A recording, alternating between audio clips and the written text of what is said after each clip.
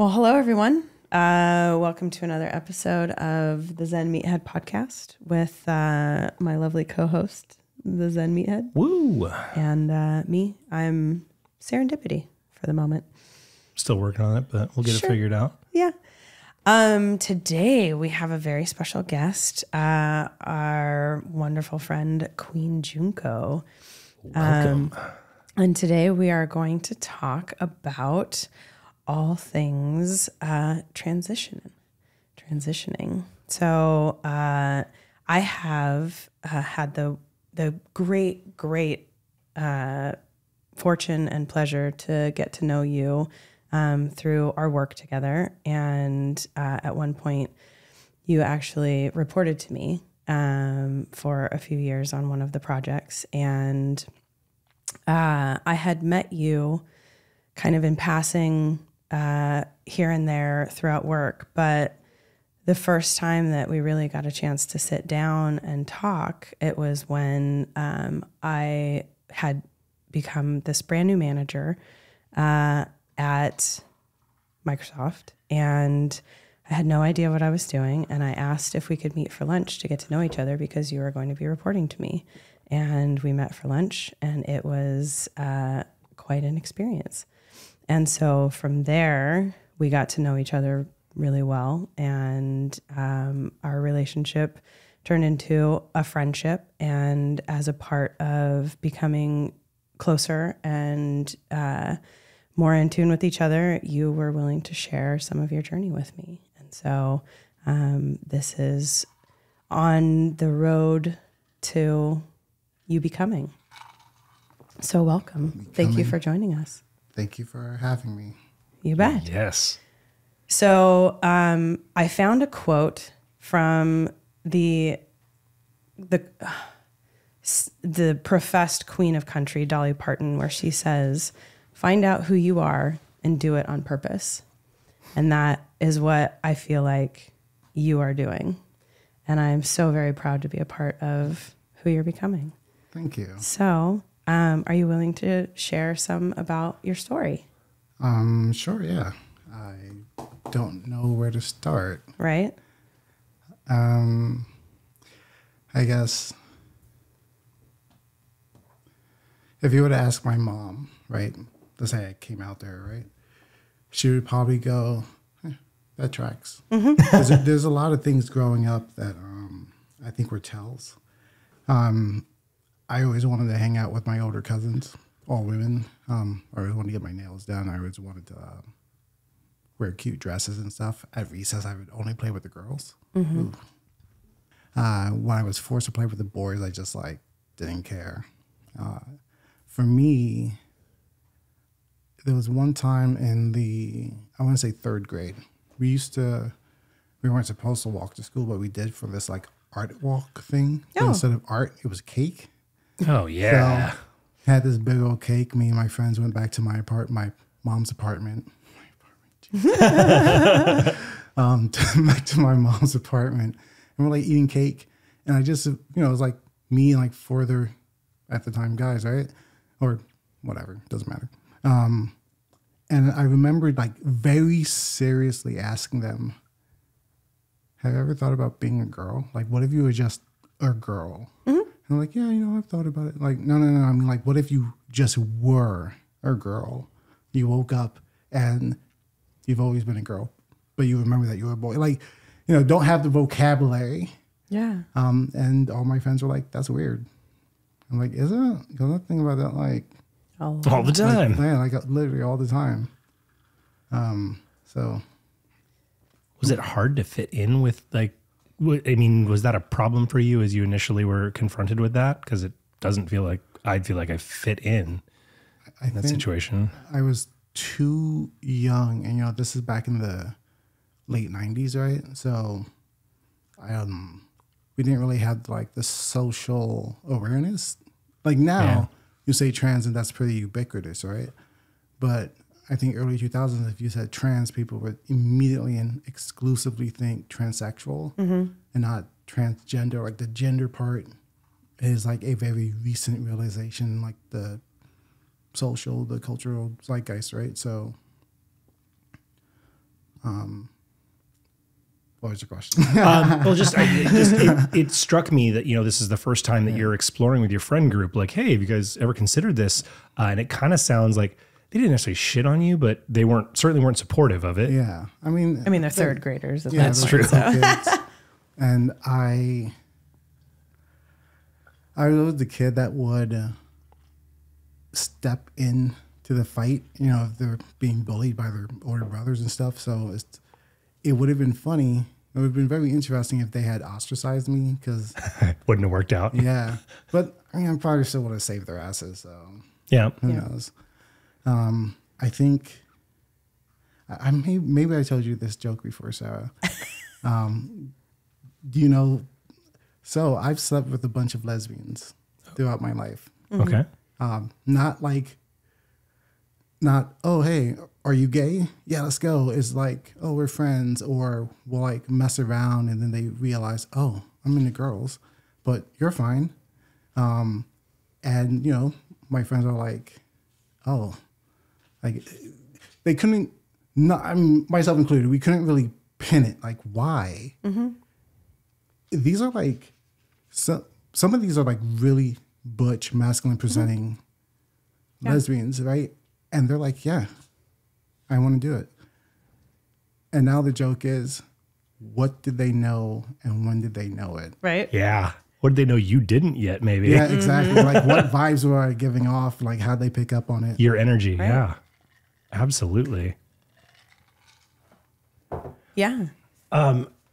So then, I apologize. I'm just going to go all over the place. My questions are already just, wow.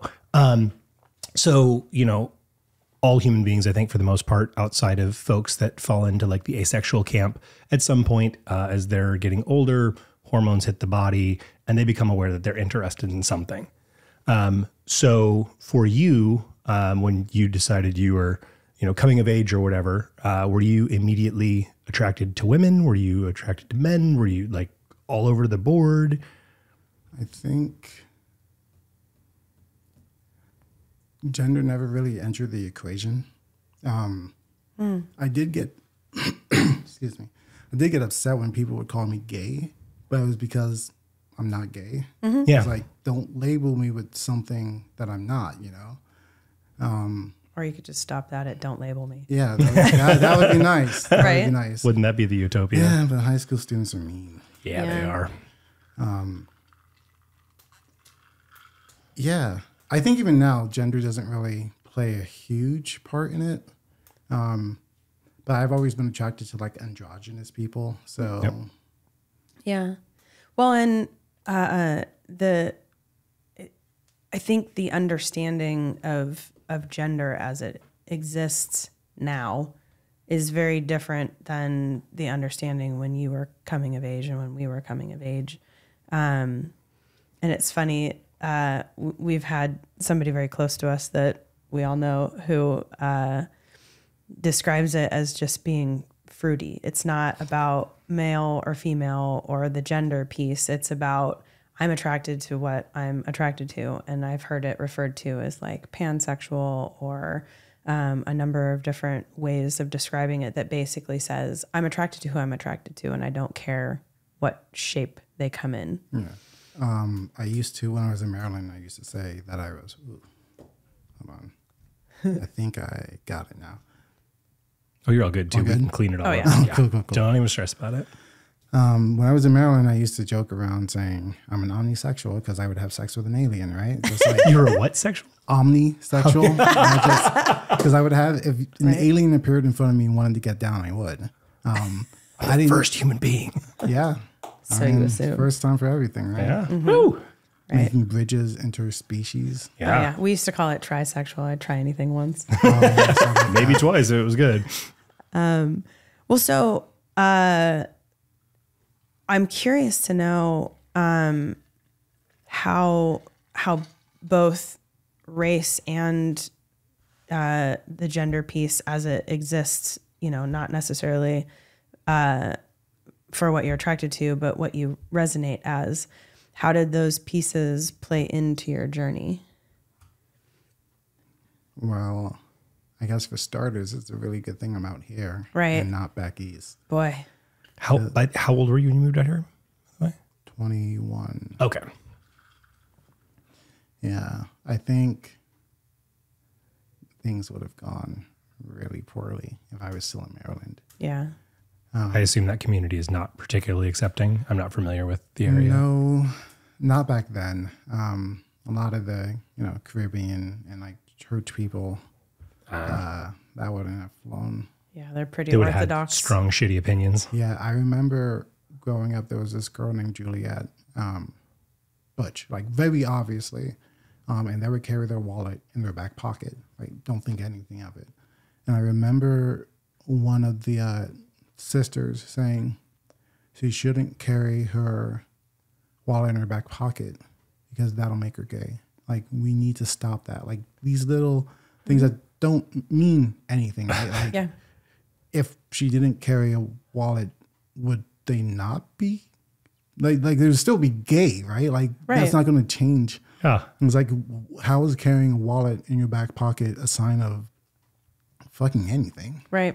I guess I was gay until I was like 16. Right. Well, yeah. And growing up in my time frame, it was what if you had pierced ears as a guy, if you did, and depending on what side they were pierced on, that mattered.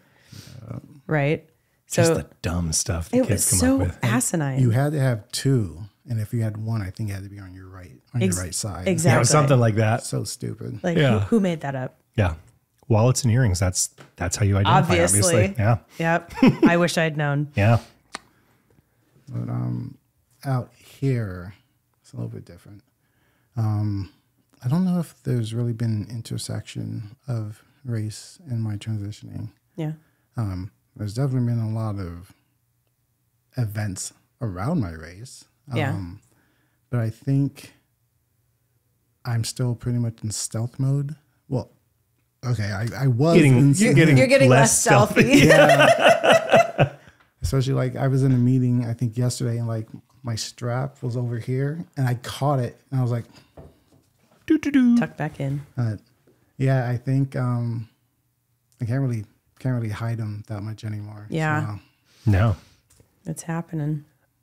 I'm going to jump all over again because that's another subject. So what all does this mean? I see some folks that, go part way with it, go all the way with it. So hormonal therapy can be a factor involved in it.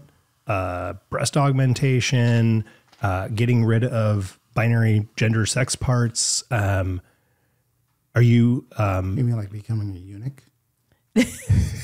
I don't think that's what he meant, but I meant getting rid of the dick and balls. the twig and berries. Yeah, twig and berries. What's funny is that surgery, they don't actually cut it off. They Turn fold it it around. inside Yeah. I was just say, don't they like turn it inside out? Yeah, and like So make you a. Unfortunately, if you hate it, you always have it on you. I mean, But I guess rather than it going in somewhere else, things can come into it now. So right? Just turns inside out. It's Works. just a either way. change of perspective. yeah, right. But you were going to ask, what?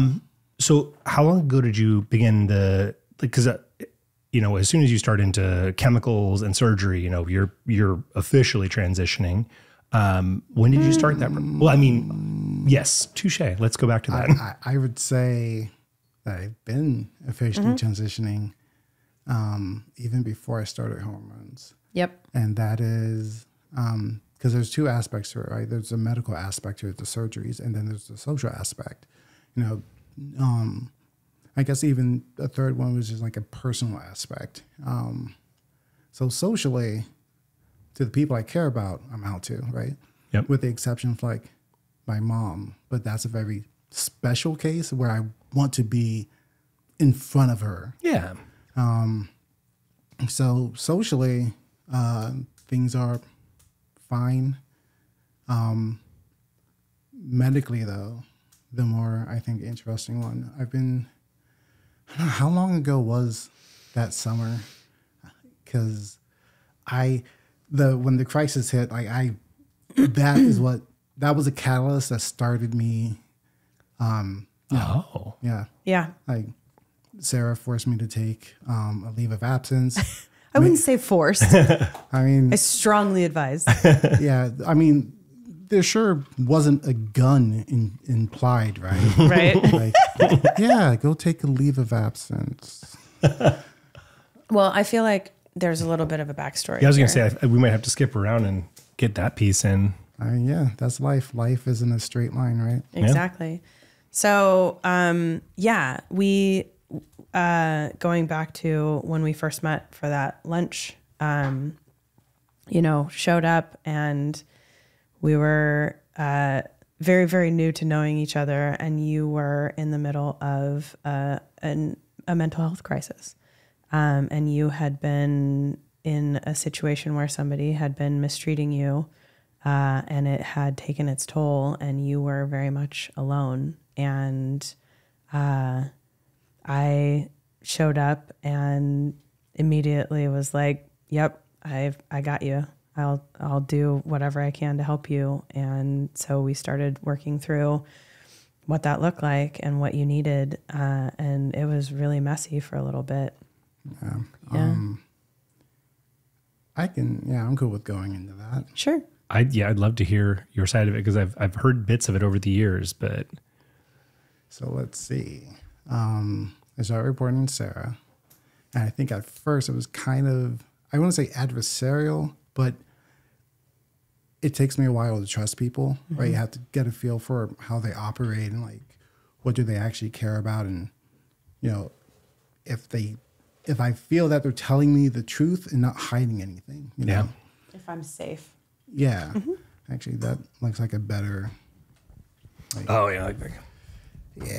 Because I can hear. Now I know why people wear the headphones, because I can hear my voice. Yep. Yes, it tells you when you, yeah. And it's like, oh no, shame. Gotta get closer. No shame. We have post-production Just to fix shame. But yeah, so, I'm very slow to trust. And I was also starting to feel that burnout. So feeling burnout and then shifting to report to a new manager, someone who I didn't really know. Yep. That's a lot to pile on. And someone who's a new manager too. I guess. I knocked it out of the park. Humble. No, I mean, my favorite manager ever. So. Oh, thank you. That's good stuff. But yeah, so like I was doing work with, what do they call it? A dotted line reporting or something. I was helping out on another project, and that project was pretty tumultuous. A lot of communication issues on my end. I would say on the partner end, on the partner studio end, there was a very unclear expectations.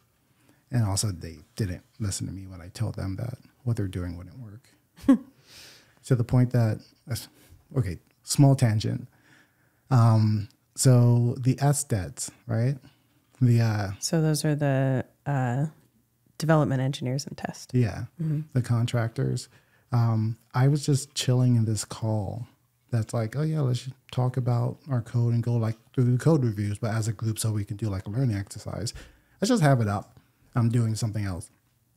And I hear one of the guys say JMeter, and I didn't know I was off mute. And I was like, oh, fucking hell. Oops. And they were like, huh? I was like, no, sorry, just got some I just got a text. Yeah, that's studio PTSD. And they were like, wait, what? And I was like, wait, what? They're like, I'm working on that. I'm like, I'm sorry. like I can't believe it's been over a couple of years and they're still using this. I told them it was busted. To the point of like, not only did I helped him solve the problem, two problems. First, the problem he was having, but we solved it in reverse because I solved the problem he would experience afterwards. And then afterwards, I just sent him like, here's my well-documented code, here's some pictures and stuff, and it's really jank. And if you can get them to not do this, you should. Right. But yeah, so dotted line reporting, it was to eventually, it was that studio. And I was not I was not doing good. I was staying up till like all night trying to meet these expectations. You know, it works on my computer, but it doesn't. And it's like, okay, it worked on my computer. It's not working anymore. What the fuck? I'm following your instructions. Okay, fine. I'll make a VM. Nope, doesn't work. Oh, now it's working. You know, just like, you know, being on a short timeline, and it's like, what is going on? Just fighting with the technology, not with the solution. I had the solution, but I had to fight with the tech to even get to a point where I could test it. You know, and I was just, you know, that was on top of all the other work I was doing. So I was moving towards that burnout post haste. Real quick. Yep. Yeah. And then you have all of this in the background, all of the transition piece and that Yeah. was a secret. Yeah. A lot of what I now know is body dysmorphia. And God, if I had known back then, I think I mean, I still would have got burnt out, but like I would have been able to cushion some of it. Yeah. Because there's a lot of waking up, looking in the mirror and seeing like my father's face back at me. I'm just like, great, I hate this face, you know? And then look at my body, like, I hate this body too, but whatever, I'm stuck with it. And like, even if tangentially I was aware of body dysmorphia, it's one thing to know something exists and someone you know experiences it. It's another thing to acknowledge that you are feeling it. And I wasn't there yet. So back to the, so that summer was shit. Yeah. It was rough. You were in survival mode pretty much the entire time. Yeah. My high school ex-girlfriend, and I always stop and say, I mean, basically my ex-girlfriend, because that was the last person I was in a, you know, quote unquote serious relationship with. And that relationship was what I now know was super abusive. Yep. You know, like we would joke, yeah, she hit you with her car 3 times in one night. And I would go, yeah, it was a great Halloween. And now as an adult, it's like, okay, that was crazy. She was gunning. Like, How have you both been almost run over by... Anyway. Oh, well, no, we can hit pause. How did you... It was only once for me, and boy, I earned it. So Anyway. it was all fair. But it's just funny that you... Here we are. Mine was 3 times in the same night. That's impressive. Combine that with a drive-by paintball shooting at the same time. That was great. And Unrelated or the same thing? Related. Oh, it was orchestrated. Yeah. Oh, damn. Yeah, she went and got... was it phone a friend? Yeah. Well, the crazy guy in the neighborhood that you knew, like student still, but that you knew, like, he blew shit up, right? I've blown up grenades with him before and shit. Statute of limitations. Yeah, don't care. Good times. This is fan fiction. I've blown up some shit too. Never happened. He had this like modded paintball gun, like the kind that like you would shoot and it would tear skin. Yeah, it's gonna fuck you up. And I was wearing this brand new shirt. Like, I don't even remember how much money it cost. I just remember working, saving the money explicitly, buying a shirt, and I just wanted, want to flex. In high school. So I was like, yeah, I'm going to be hanging out Halloween night. I'm going to wear this shirt and look dope as hell. Survived one attempted hit and run. She sideswiped me. The second time, I thought I had dodged, and I did. And then I got shot up. Yeah. Wow. So the third time, she's at like the top of the avenue. She's gunning it. And at this point, like my best friend Daniel, he's there. He's like, all right, man, you got to get out the road. Everyone's like, get out the road, get out the road. And I was just like, no. So I ran out the car. Oh, Lord. And I jumped. And I remember my feet going boom, boom. And then I thought, I need to fall onto the car right now. So I fell on and I just started like wailing on the car. And Matthew is the shooter's name. He gets out and he's like, what are you doing? And I looked at him. Like I got off the car and looked at him and said, go home. And he looked at me and was like, what? I was like, I'm not going to tell you again. And he figured it out. Yeah. I was that angry. So this is the girlfriend. And yeah, we did date again after that. we stopped dating when I found out she had cheated. She was cheating on me for like 6 months. That shit was crazy. It was so crazy. Oof. That's a whole other fucking podcast episode. Right? But needless to say, like I really did care about her a lot, and like that care never really dissipated over the years. There was also some guilt. I used to feel guilty that like, oh, her life went off the rails because we dated. And now it's like, ooh, you angsty ego. Teen. You know, it's like, relax. Like she's making her own mistakes. They're not yours. Yeah. So this person, Shavika, she is going through, she's just fucking going through it. The last time I went home, I found out that she had pretty substantial like alcohol abuse problems to the point that like her legs looked like they were atrophying, like with just like skin and bone. Ooh. And yeah, I drove her around to like her community service. Like and wasting disease almost. Yeah. Yeah. And I would drive her around to like her community service she had to do, to like some of her medical appointments and stuff. I was only in town for a week, right? And I just, you know, kind of fell back. Yeah, exactly. Fell back into it. So this is someone that like, yeah, I care about. They're also the person like I would show up, let them know I'm there, and then find a hotel. Like hey, that's just kind of the We're gonna have a good time. Yeah, kind of trend. So that summer, randomly she calls me and she's crying. And I'm like, well, hello to you too. Like, you was my happy birthday. Because I mean that's our relationship. We can call each other crying, and the other person be like, "What the fuck do you want?" And she started telling me about how like she's on all these meds, and she got in a fight with her mom, and her mom threw her meds away. Oof. And I'm like, and this is before I was on meds. And now that I'm on meds, I can't imagine someone throwing my fucking meds away. Forget fighting words. They're dead, right? I will call the cops myself and be like, I recorded myself. Here's the evidence. They threw my meds away. There was only one way this was going to end. This. Yeah, exactly. Do you think she was being honest? Do you think that they actually threw her meds away, or do you think that was just a convenient story to get you hooked? Ooh, I mean, touche. this is the first time I thought of it. I just saw that happening. You know what?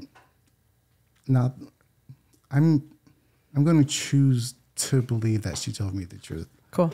Because I do know how crazy her mom can get. Her mom never liked me. Her mom didn't like me before I even had a crush on Shavika. We met at like some middle school like festival thing, right? And I was with my cousin, and I was like, oh, who's that? And they're like, oh, this is my friend Shavika, and they introduced. Their mom was standing probably where that chair is and just looked at me like, get away from my daughter. Oof. So imagine when she finds out that, yeah, you know, freshman year, hi, I'm the boyfriend. And her mom was like, no. Her mom was straight up like, no. And I remember Shavika saying, we can't date. And I was like, okay, but we're dating. Like if you're not breaking up with me, Then we're still dating. Yeah, right. Like your mom can't break up for you, right? But yeah, so she calls me. She's crying. She tells me about the meds, and I was going through burnout. So I really that resonated with me. I was like, you know what? You need a change of environment. I will fly you out here for a week or two, and just get away from like go see if you can get backup meds. And you don't have to think about anything. Like you can crash. There's like there'll be food. And I was explicit like this is not a sex thing. This is I care about you, and it sounds like you are about to fucking die. So come out and spend a couple weeks on the opposite side of the country. So remember, this is supposed to be a two week thing. I picked them up, and the first night is uneventful, I would say. They did try to make a pass at me, and I remember rolling over and was like, that's not what this is about. And then they made another pass, but they did do something that they had never done before. They had asked, can we? And I'm a big consent junkie now, and that's hot. So I was like, okay, yeah, okay. Thank you for asking. Yes, we can. Silly me thinking that would be the new norm. I still had to work. I didn't take time off from work, right? Because again, this wasn't meant to be a sex thing. This wasn't come and be with me for 2 weeks. It's no, here's a place you can stay at. My life is not stopping. Yeah. Right. There were times I was like in meetings. So day two, technically day one, because flew out in the evening, sleep, wake up. Day one. We are sitting on the couch in my living room, and we're just like, some Netflix show is on, and I'm just typing away. And then I have a meeting, and I'm like, okay, I'm going in a room, take this meeting. She's like, oh, you don't have to. I'll like, be quiet. And like her feet, she was just like, lazily draping her feet over my lap. And I'm like, okay, it's too much. I have like 30 seconds before I have to jump on this team's call, so whatever. I'm on this call, right? And granted, back then the calls, I didn't really participate too much unless I was called out. It just happened to be that this particular meeting, I had to talk. Oh. And she started fucking with me. Just like feeling me up and stuff. And I wasn't on camera, but I also couldn't like. Yeah, you can't focus. Yeah, and I can't like move the laptop, right? I can't like get up and walk away because, it's going to be super disruptive. Yeah, exactly. So it's just like, okay, I'm being held hostage. And that was probably everything just kept escalating. I got gaslit in fucking real time. We were looking for something to eat. This is the same day. We were looking for something to eat. We're going through DoorDash. And she's like, oh, what's Jersey Mike's? I'm like, it's a sub shop. And they were like, okay, can we get Jersey Mike's? I'm like, yeah, just punch what you want in and then pass it to me. I'll punch it in. They did. I gave it back to them. They made the order. The order comes. What would you expect to come, right? The Jersey Mike's. She was like, why did you get Jersey Mike's? Why did I get? Excuse me? You're the one that... And she's like, no, I was asking you what you wanted and you said Jersey Mike's. And, she's like baiting me along. And I remember thinking, wait, maybe I did want Jersey Mike's. I did say that I haven't had it in a while, right? I hadn't. Mm-hmm. I hadn't said anything about Jersey Mike's because I was working. Right. But just like getting gaslit in real time is a fucking experience. I was it gonna is say, wild, isn't it? Where you're like, wait a minute. Did that happen? How? Yeah. Yep. Yeah. And it's like, I know I gave her the phone, but then she gave it back to me. So did I? Yeah. Did I punch in Jersey Mike's? And it's just like, I ended up apologizing. Like, I'm sorry. We'll get whatever you want for dinner. Like, don't worry about it. Never mind. Sorry, I flew you out here to take care of you, bought you food. Like, give you a place to stay. She immediately wanted Chinese. She was like, I don't want this. I want Chinese. So got Chinese. Yep. I remember she got like a noodle dish and some chicken. And I remember thinking, there's no way she's going to enjoy that noodle dish. She hates noodles. And she got it. And I'm looking at like, if you don't want it, my roommates will eat it when they get home. And she was like, what do you mean if I don't want it? Okay. Spoiler warning. She didn't want it. I knew that she would. By the way, yeah, I'm the one paying for all this. Yeah. Right. So that was kind of how the days were. We started watching. This is when Squid Game came out. Okay. Oh, yeah. Now we got a timeline. Yeah, that's the timeline. That's a canon event marker. Right? Where's our Jamie where we could be like, that's 2001 or 2021. But wait, was it 2021? Oh, I don't know. Oh, fuck. My phone is recording. Oh, shit. I can't check it. So we're watching Squid Game, right? We watched it over a couple of days. Very sexy show. Oh, very sexy. Mm-hmm, yeah. And the way my brain worked is like, this is sexy. I figured it out. But the problem with me and media is I get attached to the characters. So if I get to a point where I'm like, this character I'm attached to, something really bad is going to happen to them, I peace out. Like, especially back then, I knew that like I didn't have enough bandwidth to experience this character dying. Right, it was like the last episode. We split it up over 2 days. After the first night, I remember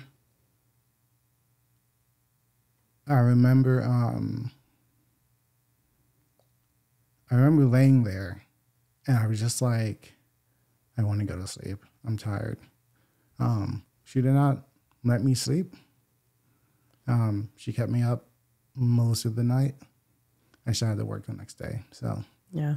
And it kind of just felt like the norm. Like, you know, now in hindsight, it's like, yeah, shit, back in high school, a lot of the times we had sex, it wasn't that I didn't initiate, it's that she would be like, I want it right now. She would take. Yeah. And so she took. The second day was also very rough. Remember, 2 week stay. Yeah. Okay, 2 week stay. Night 2. We are, I think I'd actually taken that day off of work. I don't remember if it was pre-planned. It probably wasn't. Like back then it was like, I can't do this. Yeah. I haven't slept in days. Yeah. So, you know, I'm took the day off. I'm like, okay, I'm with you. What do you want to do? I was just going to watch Netflix. Okay, that's cool. They still had leftover food, so they were eating that. And like back then, now my appetite issues are a whole different beast. But back then it was like, I don't want food. Like I just don't want it. I could eat it, but you weren't going to chase it down. Yeah, exactly. And nighttime rolls around. We're watching the second half of Squid Games, and I remember her asking if there's any pasta places that I like. And I'm like, the only place I could think of is like Maggiano or what, the one in Bellevue. Yep. Yeah. And I was like, I don't know if they even do DoorDash, but like if they do, that's a pretty decent place. So she's like, it's not on DoorDash. Maybe it's on Uber Eats. I'm like, I don't use Uber anything. So if you want that and it's on Uber Eats, you're gonna have to get it yourself. So they're like, what do you want? I'm like, oh, okay, well, I'll just take some ravioli, right? Like, that sounds appealing, right? I want ravioli. I'm looking forward to ravioli. She gets, like, chicken Alfredo or something. 2 things happen. First, it arrives, right? And she's like, why did you get pasta?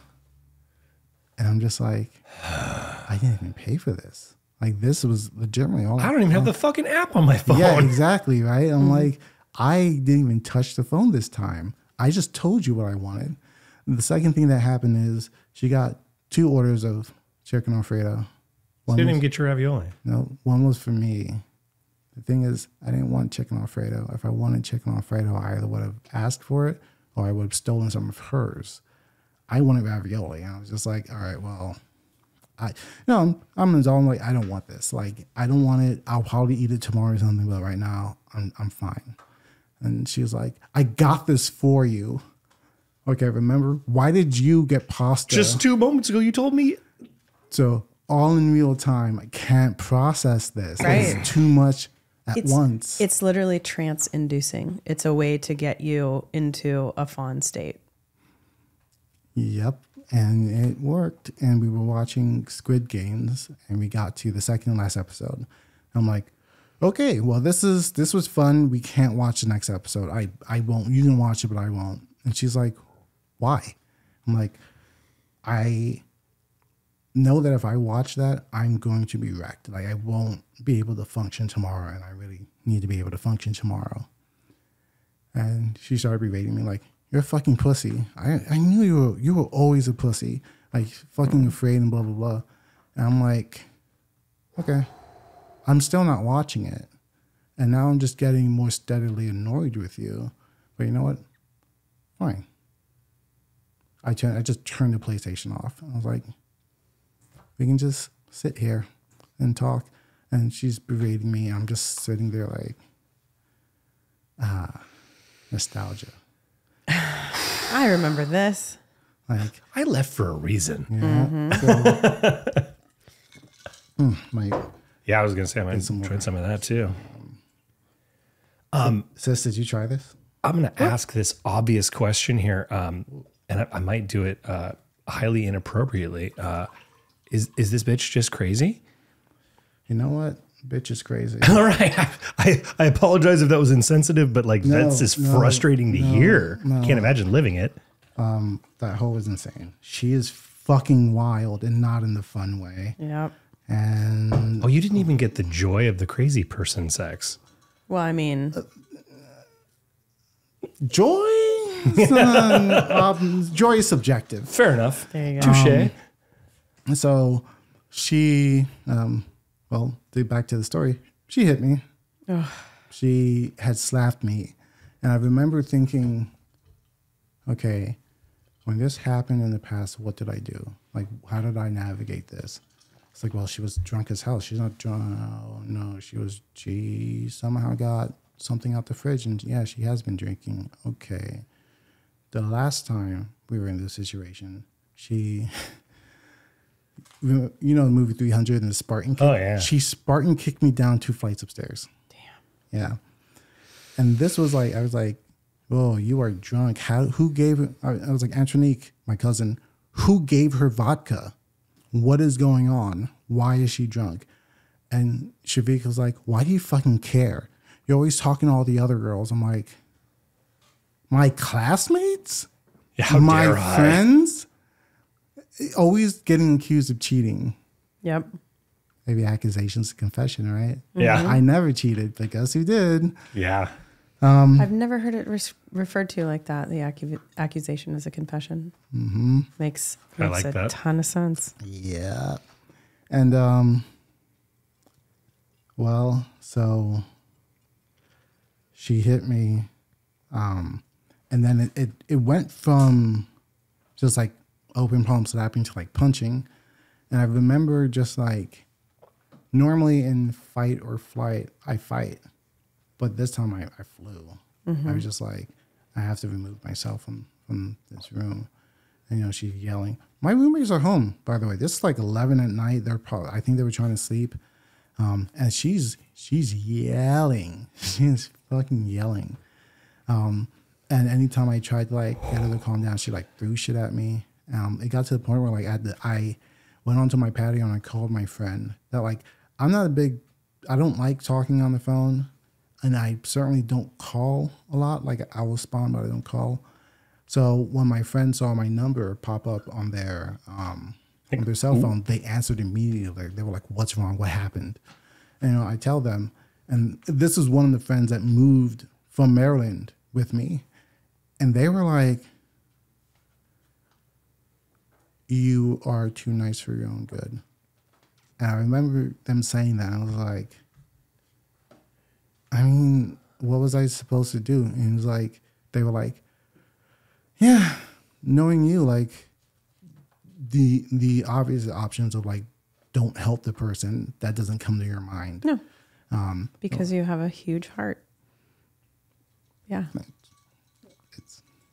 And sometimes, it's shitty people will take advantage of that. Yeah, they do.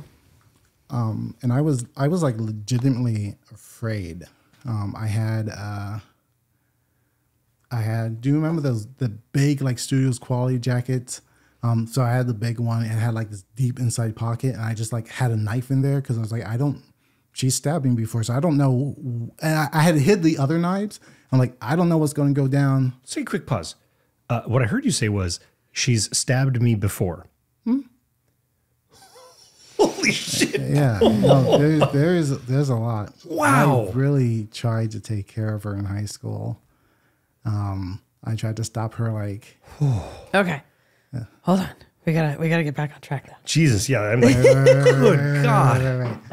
Okay. So things are going really not well.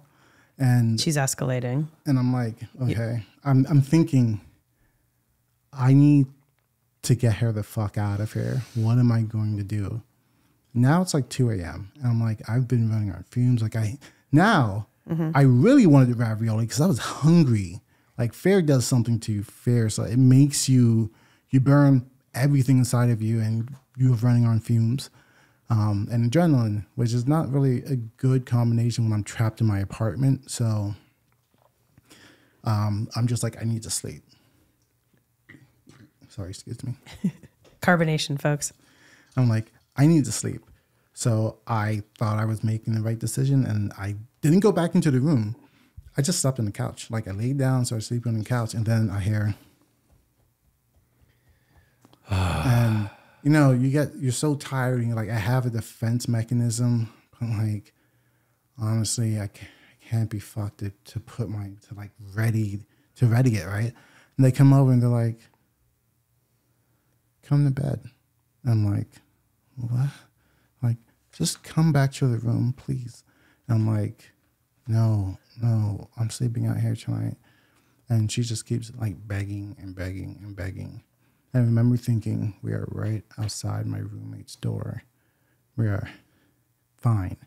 I'll go in the room because that way my roommates won't be bothered. They won't wake up, right? Little did I know Jacob was awake the whole night. Like obviously, right? You hear screaming, you hear crying, you know. And so we go back to the room, and I'm sitting on my computer chair, and they're laying in the bed, and I'm just kind of like fucking around in the chair. I had like my work laptop out, and what I was doing was buying her a ticket. Like things slowly started building in my brain. I'm like, I'm going to buy her a ticket and get her out of here like tomorrow. So I do that. I'm like, I will let them know tomorrow morning, right before the lift shows up, right? I wish that I could have kicked them out right then. Like in hindsight, it's like, fuck, you should have just sent their ass to the airport. Yeah. Let them deal with it if the airport's closed. But I had resolved to just either stay awake or sleep at my desk. And, you know, now it's like 3 a.m. and she's like, just come to bed. Just like lay down and go to sleep. I'm, you know, so tired. I'm like, all right. Okay. Not of sound mind and judgment, right? So I go to lay down. And she starts like poking at me and stuff. And I'm like, I'm just so tired. Can you please just let me sleep? And then she's like, but I want to fuck. And I'm like, I can't. No, I don't have the energy. And also I don't want to. Like, no. I remember saying no. And I remember her repeating back to me no. As if like, oh, you actually said. Incredulously. Yeah. Well, she climbed on top of me. Wow. And that happened.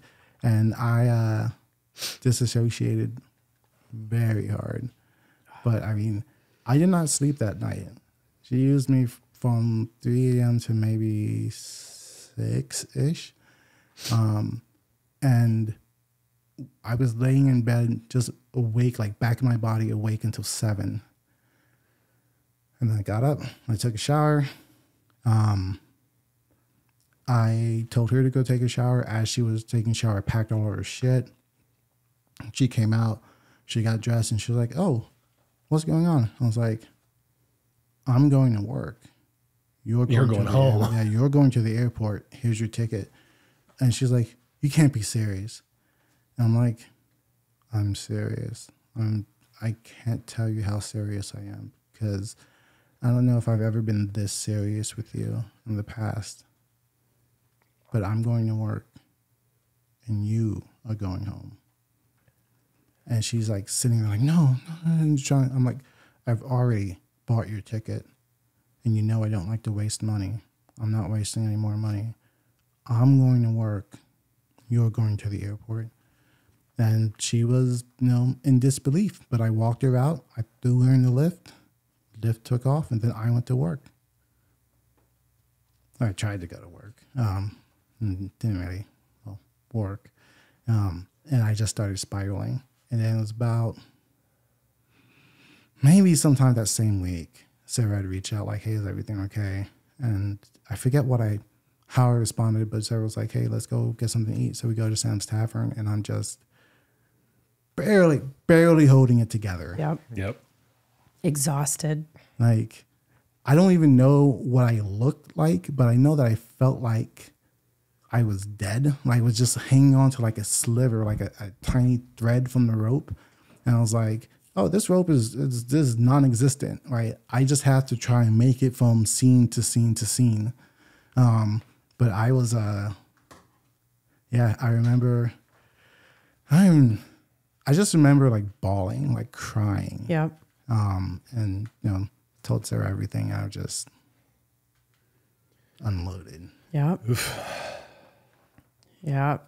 And I immediately was like in protector mode, big sister mode from that moment forward, and was like, you need to get this person out. Didn't she end up coming back? No. No? No. I thought she tried to like. Oh, she tried. Yeah.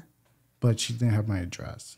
Oh, so yeah. Some part of me was like, she's not having I went to the airport to pick her up because I was like, I'm not giving her my address.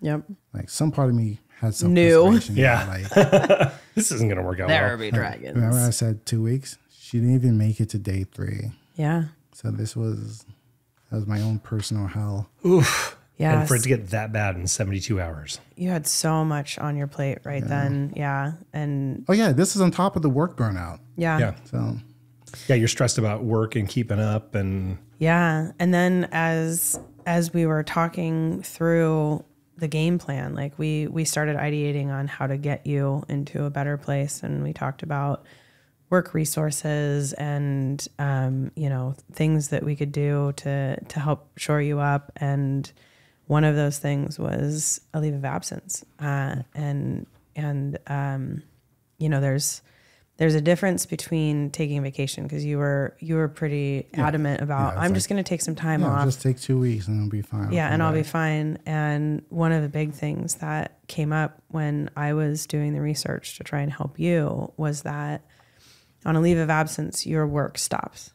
So like your responsibility stops the moment you go on the leave. Nobody's allowed to contact you until you come back, and in the agreed amount of time, as much time as you need.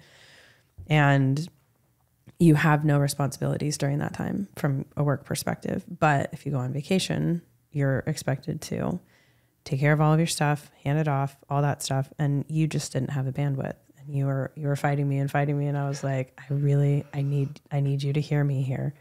And during this, I had actually hit my crisis point. Yep. Like I've done self-harm in the past and I've thought about killing myself, but this was different. There was like this serenity of like, okay, how do I write a will? What do I have to do? Who's on my life insurance, right? Like, okay, here's all my passwords and stuff. you were planning straight up. Yep. Calmly, it sounds like. Yeah, it was the only time I've ever done that. And I got to the point where I was like, okay, all the affairs are in order. Then I was like, okay, how? I was like, cutting doesn't, like, the whatever relief I got from cutting, it wasn't working anymore. So I was like, well, it probably won't work. So I'm just thinking, and I remember like going through the list in my head of like surefire ways, and like, okay, if I combine this way with that way, there's no way that they're going to bring me back. And I don't remember what, I just had this one thought of like, I need help. I need help. So I reached out to Sarah. I was like, I need help. And you had actually asked me if I wanted you to call in a welfare check. And I was like, no, absolutely not. I don't want the police anywhere near me. I don't know if I told you this part. I finally just decided knife chest. Ooh. Yeah. I was like, I'll make sure that I fall forward, and then that's it. And as I'm like teeing everything up, I'm like, what the fuck is that? So I open the door.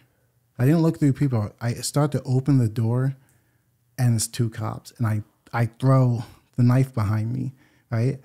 And they were like, don't worry about that. Like, we're here for a welfare check. I'm like, huh? They're like, yeah, someone that cares about you wanted us to come check on you. Are you okay? And I remember looking at them like, no, I'm not okay. And they're like, do you need medical or anything? I'm like, no, but I'm not okay.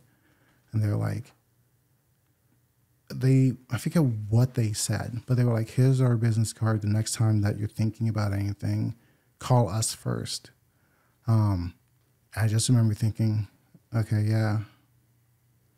And then I went to my room and I just like broke down. So that's why I'm like, you literally did save my life. So thank you. You're welcome. Whew. It was worth it. Good Lord, that hits hard. Yeah.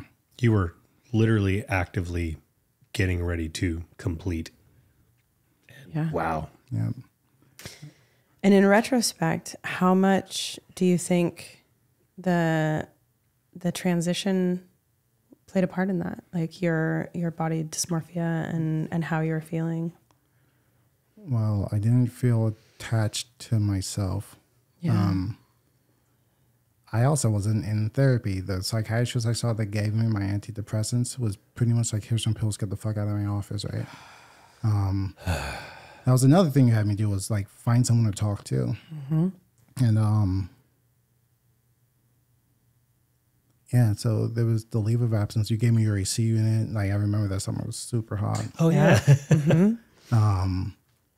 And to answer your question about how much did transitioning, and I hadn't even considered transitioning. Mm-hmm. It doesn't have to say that throughout the years as it became, people became more and more socially aware of transgender. I don't want to say ism because that's stupid, but like of the fact that transgender people exist, you know?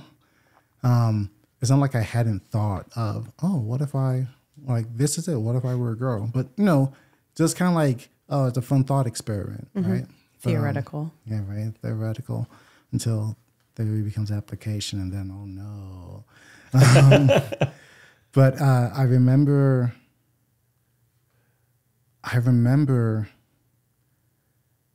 calling a counselor because I think you would call me and ask me if I've done it. So I finally like sat down and did it. No. And I spoke to a counselor and they were like, okay, yeah, we can meet immediately next month. It was like Friday, like Monday. I'll send you a link tonight. Just log into the teleconference thing. And I remember just, again, unloading, right? But like, you know, some people like they unload and like, I feel lighter. It's like, it just kept feeling heavier and heavier and heavier.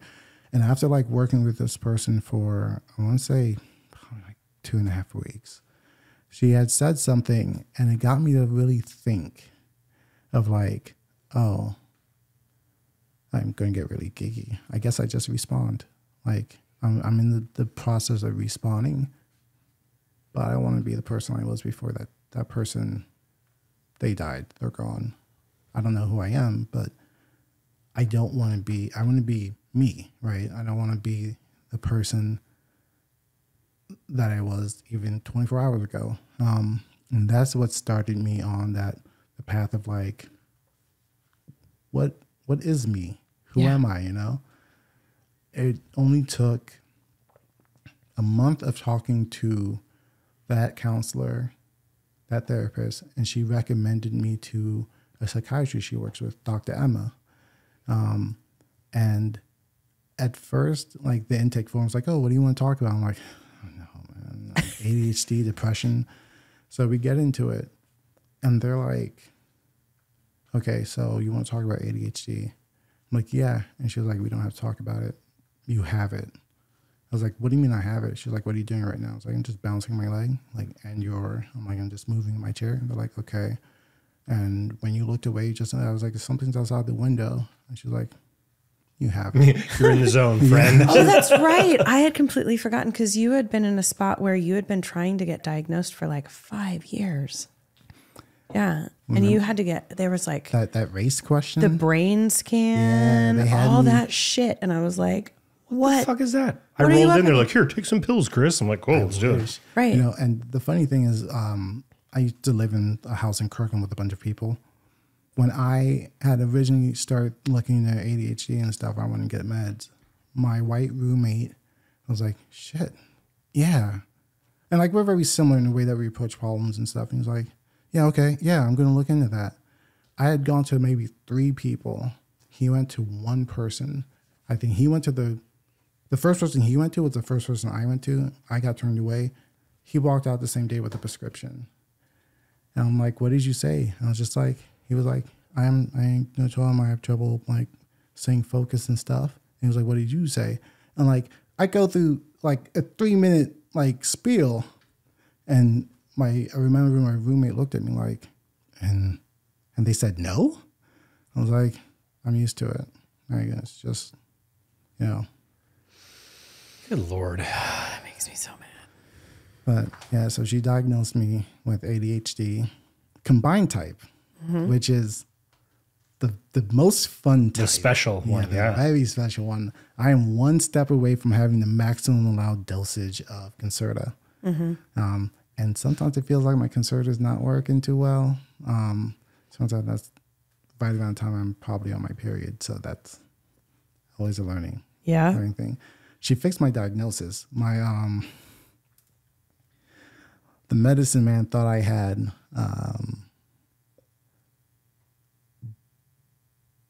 borderline personality disorder. Yeah. And Dr. Emmer was like, I don't know why the hell he described you have bipolar type 2. It's very obvious. And she was like, do you want to know the reason why he said borderline personality disorder? I was like, sure, I like information. And she was like, it's because you're Black. He like the way you described me, he got you in, didn't listen, you gave you pills, got you out. Not only did he not really diagnose you, he just went to his go-to because, and she gave me a statistic like, yeah, a lot of Black, I wasn't out, I wasn't transitioning. Like, yeah, a lot of Black men get diagnosed with borderline personality disorder when it's really bipolar, but because they're Black, I think the way she explained, like the bias is straight to like mania and whatever. It's like women are hysterical. Yeah, exactly. So she fixed my diagnosis, got me the proper pills and stuff. And it had to have been no more than a week after I was on my ADHD meds that I just had this realization, because I was laying in bed. I'm just like poking around like, oh yeah, transgender surgeries, like, you know, before and after. And I was like, ugly before picture, pretty after. I'm like, yeah, this is probably about what I remember. And then I remember I stopped. And I was like, nah, it's not going to happen. So the Pokemon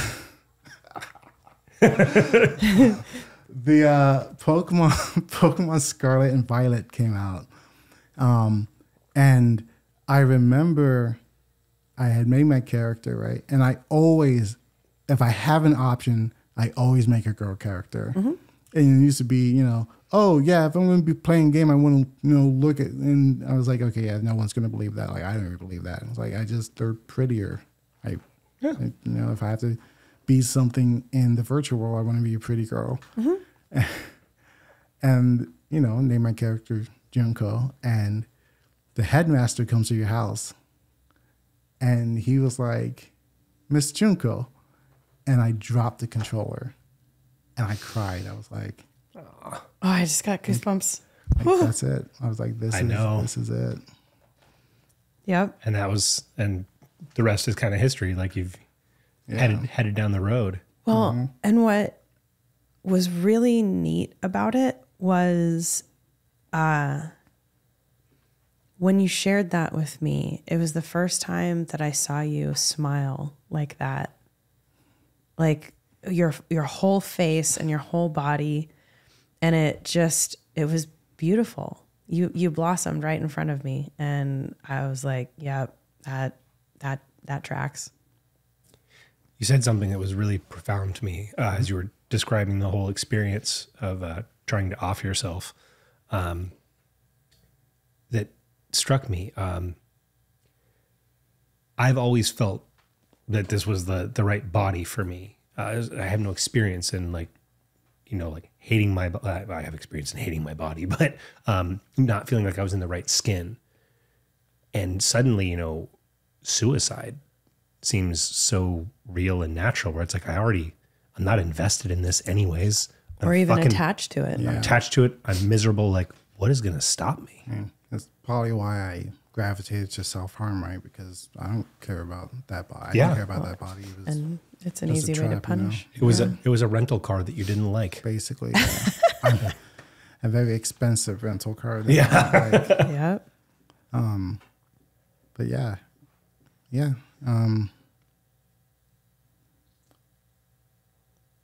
I'm just thinking back to like, if maybe it was only 2 years ago, but like it feels like a lifetime ago. Yeah. I think it might have been 3. I think it was 3. But I 'Cause mean, I remember the product. I guess I don't want to call it out, but I remember the product that you had moved to that you were working on at the time, and the timeline looks right. Like 2021-ish seems. Probably summer of 21. It was definitely during COVID. I Yep. remember that. Yeah, we were still in the nothing like adding that, global pandemic shitstorm on the top of your shit that was sandwich. amazing because like I isolated, which is exactly what I needed. That was fuck. Right? that was definitely what the doctor described. That was definitely a way to stave off burnout for sure. Oh, yeah. Just being holed up in a room by yourself in your pajamas all day, feeling awesome. Yeah. Yeah. It's kind of fucking a small miracle that you're here at all. Like when you consider any one of those Big things. miracle. Bam. I mean, I didn't know what I was doing at the time, but I'm glad I did it. Boy, we had a lot of conversations about her being scared and like, what in the hell do I do? Like, I'm really concerned about this person. I'm like, Yeah. you gotta fucking move mountains, man. Like, do it. Well, and I was so out of my element at that point. Like, new manager, like I said, just trying to figure out like how to help you, how to really dig in and help you. And man, it was worth every moment of just being so concerned, because the look on your face and how you have, like I said, blossomed into who you are becoming is so awesome. It's very Here you are smiling, telling your story. yeah. Trying not to smile. I don't like smiling. You don't like smiling? I feel awkward. Oh, just because you've never done it? I mean, yeah, kind of. probably. Yeah, it's a very unnatural feeling for you probably after 30, 40 years, and I don't know your age. So, So I'm curious. One of the questions that I had was, looking back, what do you wish you knew at the beginning of your journey that you learned later? Is there anything that comes to you that you were like, man, I know. You mean just the transitioning journey? Well, I mean, that is kind of what we're talking about. Nothing. I think everything played out just the way it needed to. I learned, I had the experience I needed to when it happened. I think if I had any information that I have now, like any of the knowledge or experience that I have now, that would, one, not have translated into wisdom, and two, if you want to talk about causal time loops, it wouldn't be possible because I wouldn't be the person that goes back, right? So, nothing, absolutely nothing. I love that answer, because that is exactly how the universe designs it. the right? broken road got you right where you needed to be, right at the right time. You get the message, the answer, just the second that you need it, and not a moment before. Yep, turns out that pothole was actually necessary. Yeah. Yeah. Glad I broke that axle. It was the right thing to do. Right. Yeah. So the next question, like I know we'll probably have some people that don't necessarily understand or can relate to feeling like we're in a different body than maybe we, identify with. Is there anything like from an allyship perspective, what does good allyship look like for you? And how can we be better about supporting you and people like you who are in the midst of this, this awareness, this awakening of figuring out who they are, who they want to be. I would say compassion. Yeah. Listening. Listening. Sometimes, I mean, I definitely needed to not just vent, but like to think through things out loud, but with someone there, and just having someone there to like listen. A lot of people try to immediately jump to like, oh, I can help you solve it. Let's fix it. Like that's cool and all. I thank you for the care, but that's not what is needed. Just listening. Like, I know that everyone I'm out to would defend me in their own way, you know? Mm-hmm. If someone, I would say to the audience, like if someone comes out to you, that they're putting a tremendous amount of trust in you, and that trust comes with inherent, not the expectation, but like if you were to defend them, it wouldn't, I'm gonna say like it wouldn't be a surprise. If anything, they would understand the love and care. So yeah, I think compassion is kind of like the catch-all for that. Yeah. It makes me, it gives me pause a lot. I recognize and appreciate that the company we work for, the place we live in, as I understand, is one of the more Progressive places. It's not Florida. Yeah, Sure shit isn't Texas. yeah. I still, like, in recent weeks, at a lovely place we all work, in hallway conversations and in buildings, hear people saying just some, like, I haven't Backwards I've got stuff. I've got a progressive sense of humor, and I will say some nasty shit sometimes, but people saying things that really I'm kind of like, and I don't know how to respond, because I do have a lot of friends in the community. I do have a lot of compassion, in this just, kind of closed-minded, bigoted, let's poke fun at it. It's like, it's making people's lives fucking miserable around them. And oftentimes I don't know how, because like my initial response is, I'm a big, loud, aggressive dude. And I tend to go from 0 to hero really fast. And when I do that, I get kind of out of control. And that doesn't help anybody. It doesn't help me. And it certainly doesn't help anybody that I'm trying to stand up for. And oftentimes I've stood up for people and I get the feedback that they would have wished that I would have just shut my mouth and let it slide.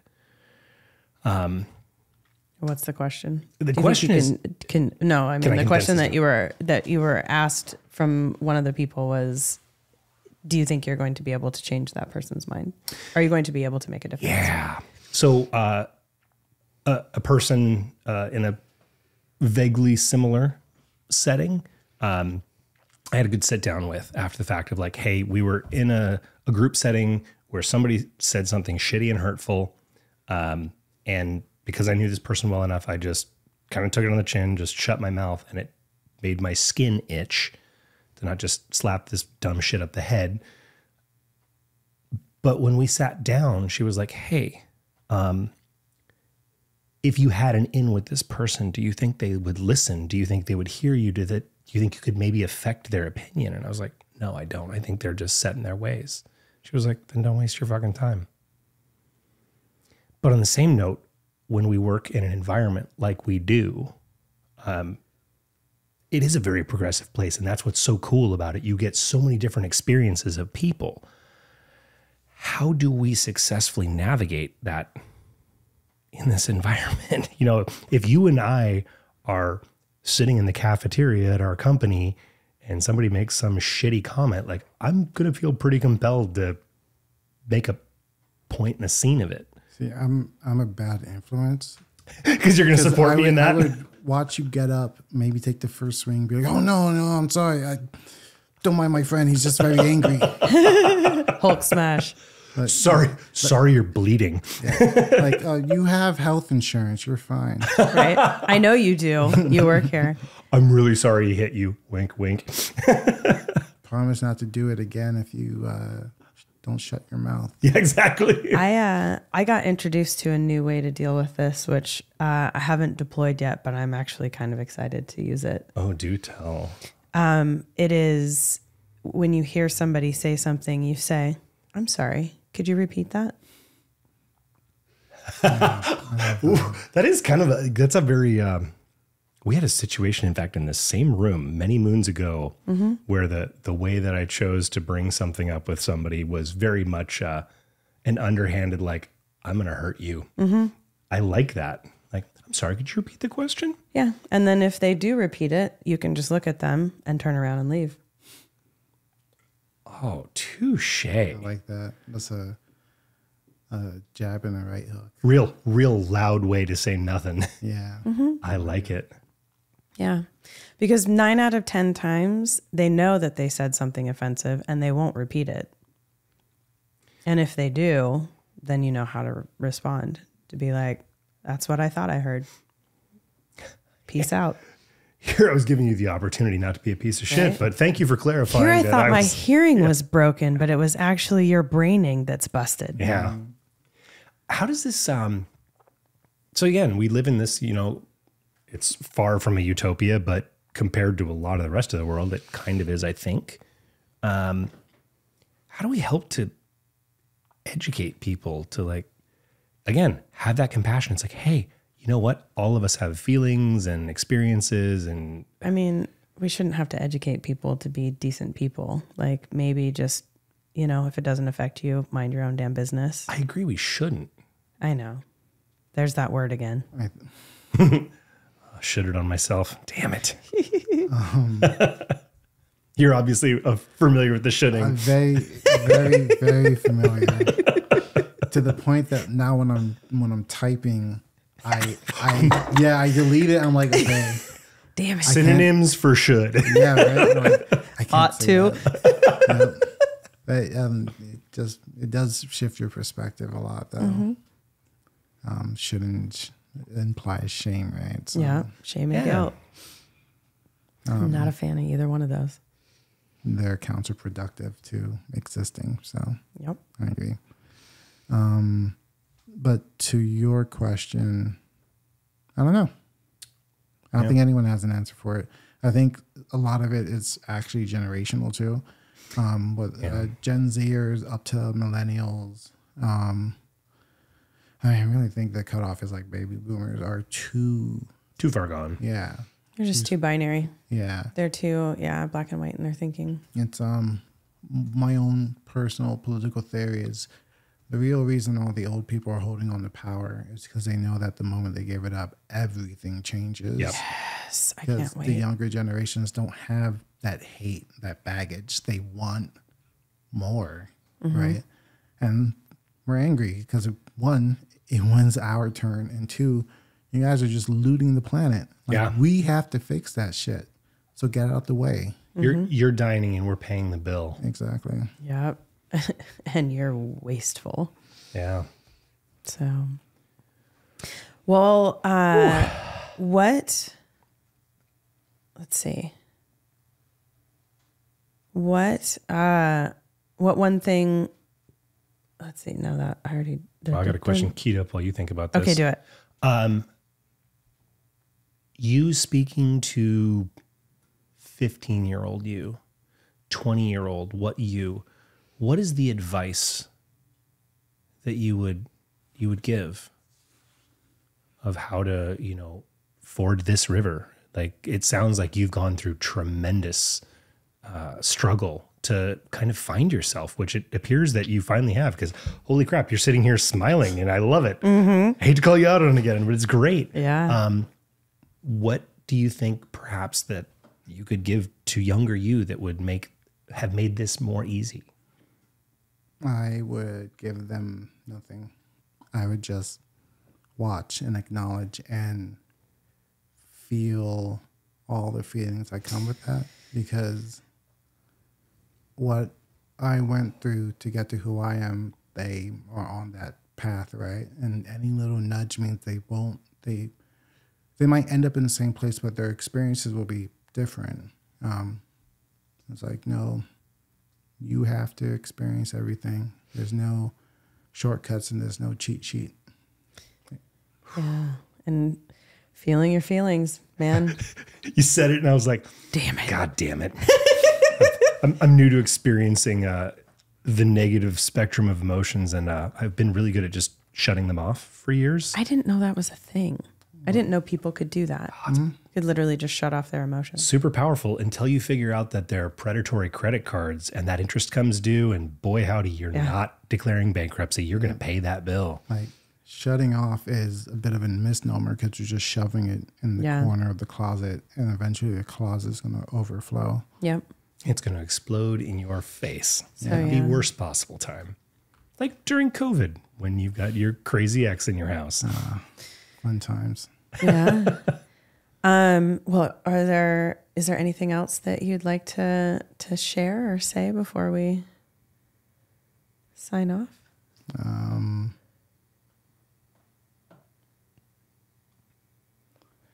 Yeah, sure.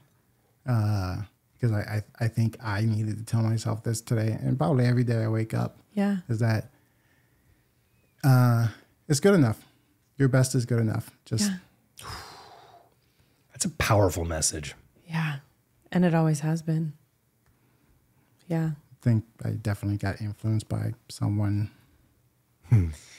Well, I am so fucking proud of you. I'm so happy that this went the way it did, because I was nervous for a while that we were going to lose you.